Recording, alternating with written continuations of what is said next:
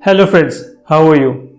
Today I will discuss about some myths which are associated to job search and which are very crucial to discuss because these are widely considered as facts and which discourage many people and leave them in a self-pity mode and sometimes leave them in a desire to learn those skills which are actually not required for any job search. But why I am saying that these are 50% true? This is so because the modern technologies and the internet are still not that much powerful to help each and every person and in each and every situation. This may be true for some people, but for most of us these are basically myths and we should get over them as soon as possible. I'll try to be as practical as possible. Let us leave the best case scenarios for LinkedIn to get the likes, comments and shares. And at the end of the video, I'll explain why these myths are true for some people. So stay tuned till the end of the video. So friends, let's take it forward.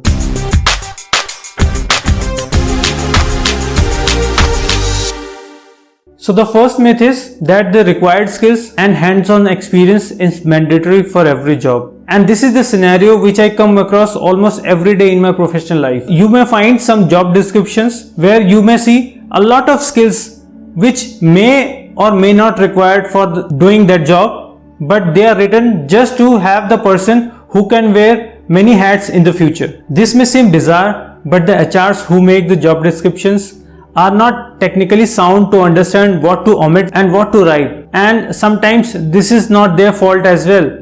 There are some scenarios where HRs exactly know what is required and what is essential skills for the job, but they don't have much control what to publish and what not to publish. If this is the scenario, then what should a job seeker do? They are a technical person and from the same technical field, they also do have the ability to understand the essential skills and the skills required for the job. They also know what is more crucial skill for their particular job. The first thing that they should do is to go through the job description and understand that they are fit for the role or not. And if the jobs excites them and they think that they are fit for the job, they should contact the HR or the recruiter for the job and try to discuss and get more clarification about the job. And if there is no one to talk, then they should try apply for the job directly, and in most of the scenarios they should try to get the resume in front of a technical person so that they can have the same intellectual level to understand the resume and the job description. So if you like the video so far, please give this video a thumbs up and subscribe my channel for similar content in the future. The second myth is that industry switching is difficult. This may sound initially true, but doesn't hold any water if you go deep in the analysis, because all the businesses almost work in the same way, though the processes, tools and resources may be different for different businesses, but the basic functioning is the same. So why do we consider that industry switching is difficult? This is actually due to the fact that the candidates are preferred from the similar industry.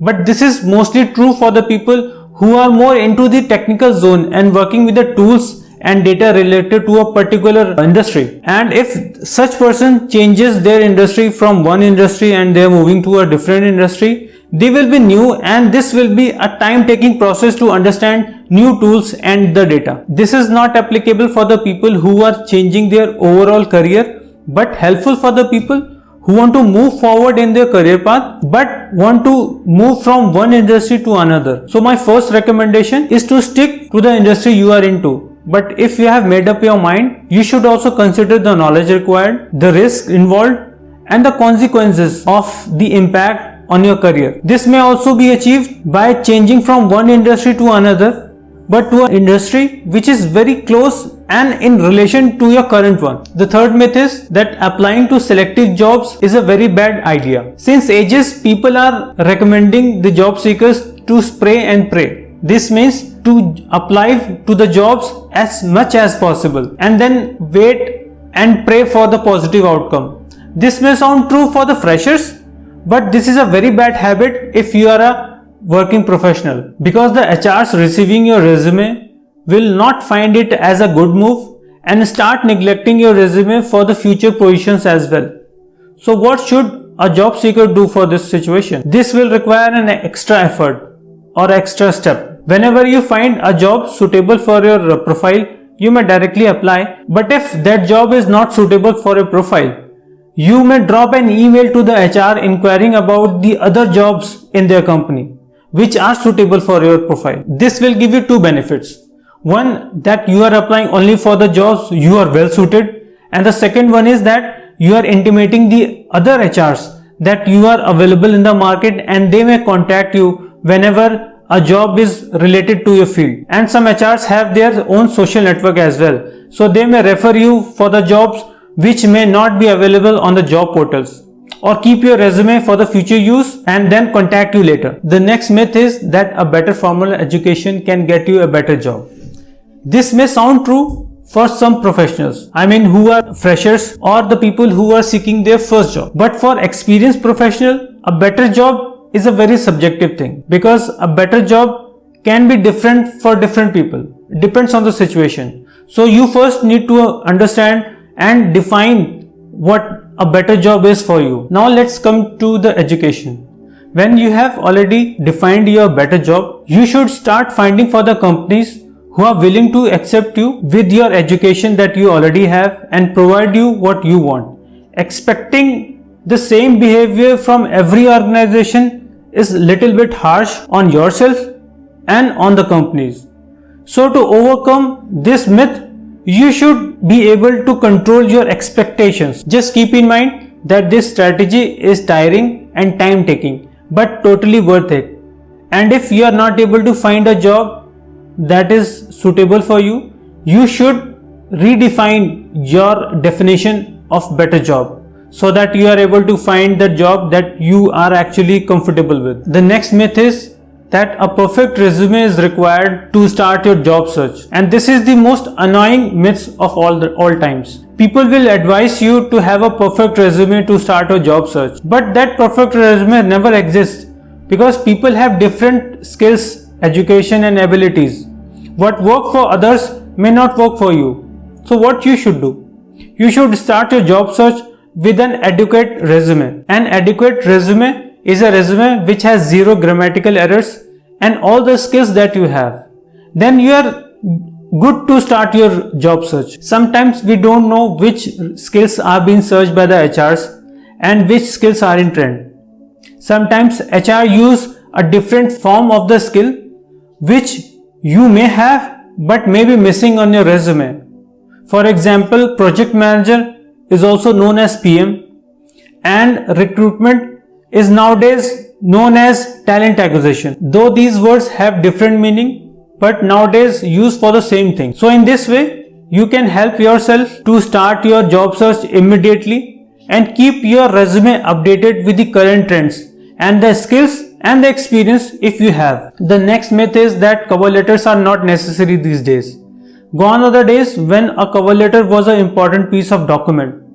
We as an HR community and job seekers altogether have ignored an important tool, because cover letters are important piece of document to understand the candidate, because resumes are very standard documents which are not able to help us understand the candidate in relationship to the jobs for which they are applying. Cover letters are actually the answers to the question why you are fit for the role, and this will give an opportunity to the candidate to answer an interview question and actually without appearing for an interview. In this, you can give a brief description about your skills and elaborate on the skills which are essential for the job. This will give a clear picture to the HR which is receiving your profile, though it may take an extra 5 minutes. The next myth is that social media job search is a waste of time, and this is a myth for the people who want social media to behave as a job portal. Though job portals are very different from social media. On job portals, we directly search for the jobs and start applying,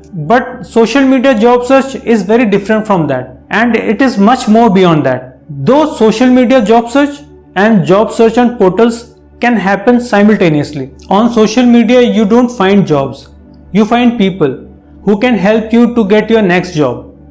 On social media, we connect, we talk, we interact, and we create a persona which helps us in getting a next job. It is a very slow process, but a very human one. On job portals, we search for the jobs and the links and we interact with them.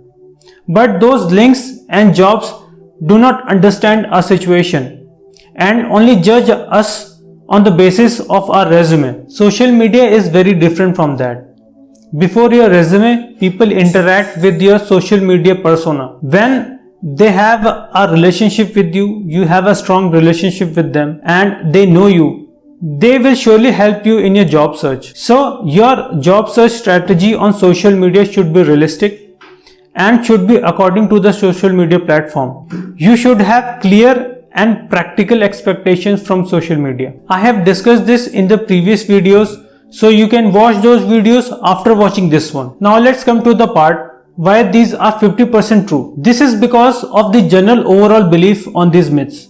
We can change our perspective for these myths, but there are not many people who are willing to do so. And these may be true on the basis of situation, work experience, industry, skill and ability. You need to devise your job search strategy, keeping in mind that these are facts for some people. And please comment us below if you yourself believe in these myths or you want to mention any other myth which is not mentioned here. So this was the video for the day. And if you like the video, please give this video a thumbs up. And if you didn't like the video, please comment us below what you didn't like. And if you haven't subscribed my channel, please subscribe and hit the bell icon for the notification. And if you want to contact me, you can drop your query in the comment section or you can contact me on the social media or the email. Till then, take care of yourself and bye.